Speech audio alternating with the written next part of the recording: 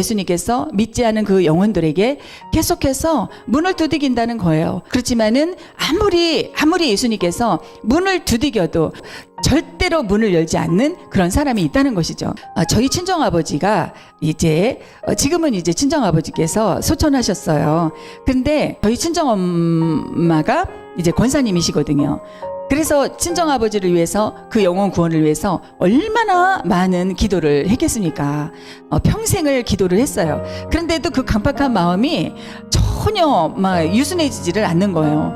오히려 막 이렇게 그 예수님 얘기만 나오면은 핍박을 하고 막 너무너무 막 소리 지르고, 그다음에 교회 가면 막 비아냥거리고 뭐 여러 가지로 이렇게 모욕적인 발언을 하시고 그렇게 되는 거예요. 그런데 아버지가 이제 80이 넘으셨을 때, 그 80이 넘으셨어요. 80이 넘으셨는데 그때도 아버지가 이제 건강이 갑자기 아버지가, 친정아버지가 아프셨습니다. 그런데 이제 느껴지기에 얼마 못 가시겠다, 이런 마음이 왔습니다. 그래서 이제 저희 친정은 인천이고 저는 원주에 살고 있는데, 이제 저희 친정아버지를 방문해서 예수님 영접 기도를 이제 제가 시켜드리려고 했는데, 아무리 사정을 해도 절대로 이렇게 아버지가 싫다고 그러시더라고요. 다음에 하면 안 되겠니? 나는 지금 마음이 이렇게 허락이 안 된다. 그러니까 다음에 하면 안 되겠니? 이렇게 말씀을 하시더라고요. 그래서 제가, 아버지, 제가 이렇게 먼 길을 왔는데 저를 봐서라도 한 번만 예수님 영접 기도 따라 하시면 안 되실까요? 이렇게 얘기했는데 안 된다는 거예요.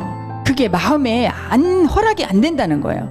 그래갖고 그때 크리스마스 때 제가 그때 영접해 드리려고 갔었는데 실패하고 돌아왔습니다.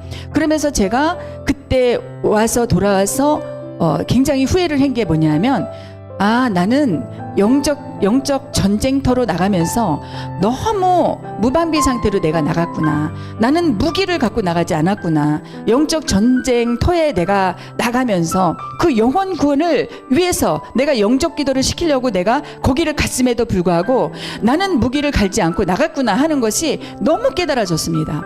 그래서 제가 돌아와서 그때부터 너무나도 강력하게 기도를 한 거예요.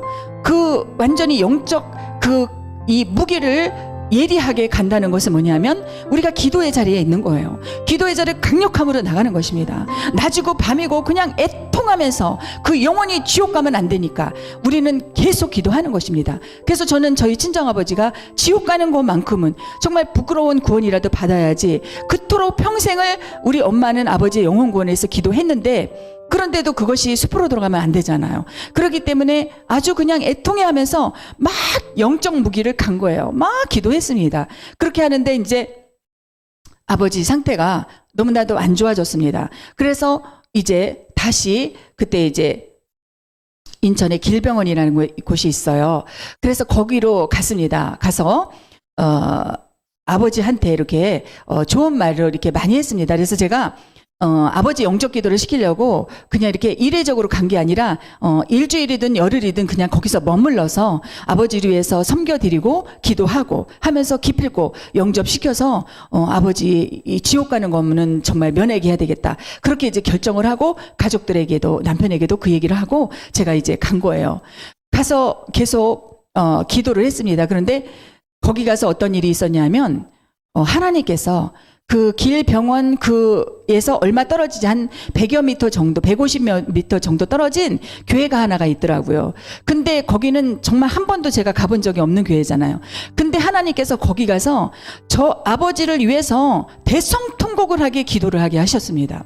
그래서 정말 알지도 못하는, 생전 한 번도 가보지 못한 거기에서 아버지의 병간호하고 그 다음에 교대하는 시간에 이제 혼자만 다 할 수 없잖아요. 그러니까 이제 형제들끼리 서로 시간을 정해서 이렇게 이제 서로 쉬는 시간을 정해주면서 했습니다. 그리고 제가 쉬는 시간에 그냥 기도하고 싶은 그 마음이 막 너무너무 막 간절한 거예요. 막 그 사무치는 막 그 사모함인 그 기도해야겠다는 그 열망은요, 내가 작정한다고 이렇게 되는 것이 아닙니다. 그래서 한 번도 가보지도 못하고 듣도 보지도 못했던 그 낯선 교회 가서, 거기 가서 지하에 가서 대성통곡을 하고 오열을 하면서 그렇게 정말 거기 성도들은 하나도 남지 않고 나만 남을 때까지 그렇게 기도를 했습니다. 3일을 기도했습니다. 그렇게 하고 어떤 일이 있었냐면 하나님께서 아버지가 혼수 상태에 가다가 다시 깨어나다, 혼수 상태에 가다 깨어나다 했는데 갑자기 병간호하고 있던 우리 작은 올케가 막 뛰어오면서 형님, 어머님, 아버님이 의식을 회복했으니까 빨리 들어가 보세요. 막 그러더라고요.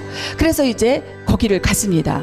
가서 제가 아버지한테 복음을 전했어요. 그렇게 하고 이제 예수님 영접 기도를 시켜드렸습니다. 근데 아버지가요, 그것을 말로는 따라하지 못했어요. 호흡기를 꽂고 있었습니다. 근데 그거를 따로 해라고 목소리로 못하니까, 당연히 아버지는 못하니까 아버지 그냥 속으로만 따라하시면 됩니다 하면서 제가 했어요. 근데 저희 친정아버지가 눈물을 주르르 흐르는 거예요. 주르르 흐르더라고요.